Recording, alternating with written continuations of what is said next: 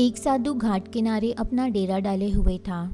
वह धुनी रमाकर दिन भर बैठा रहता और बीच बीच में ऊंची आवाज में चिल्लाता, जो चाहोगे सो पाओगे। उस रास्ते से गुजरने वाले लोग उसे पागल समझते थे। वे उसकी बात सुनकर अनसुना कर देते और जो सुनते वे उस पर हंसते थे। एक दिन एक बेरोजगार युवक उस रास्ते से गुजर रहा था।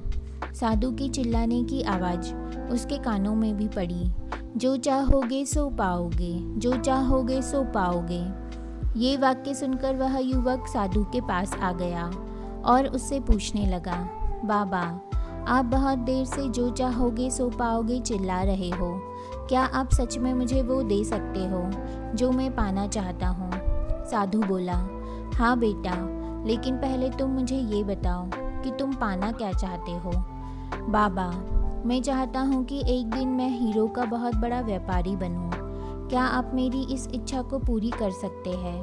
युवक बोला, बिल्कुल बेटा, मैं तुम्हें एक हीरा और एक मोती देता हूँ। उससे तुम जितने चाहे हीरे मोती बना लेना। साधु बोला। साधु की बात सुनकर युवक की आंखों में आशा की ज्योति चमक उठी। फिर साधु ने उसे अपनी दोनों हथेलियां आगे बढ़ाने को कहा। युवक ने अपनी हथेलियां साधु के सामने कर दी।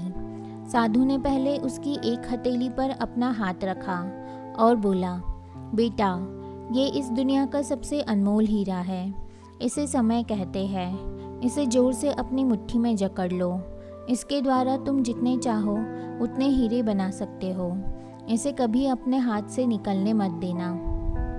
फिर साधु ने अपना दूसरा हाथ युवक की दूसरी हथेली पर रखकर कहा, बेटा, ये दुनिया का सबसे कीमती मोती है। इसे धैर्य कहते हैं। जब किसी कार्य में समय लगाने के बाद भी वांछित परिणाम ना प्राप्त हो तो इस धैर्य नामक मोती को धारण कर लेना।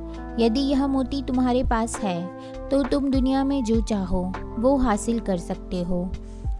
युवक ने ध्यान से साधु की बात सुनी और उन्हें धन्यवाद कर वहाँ से चल पड़ा।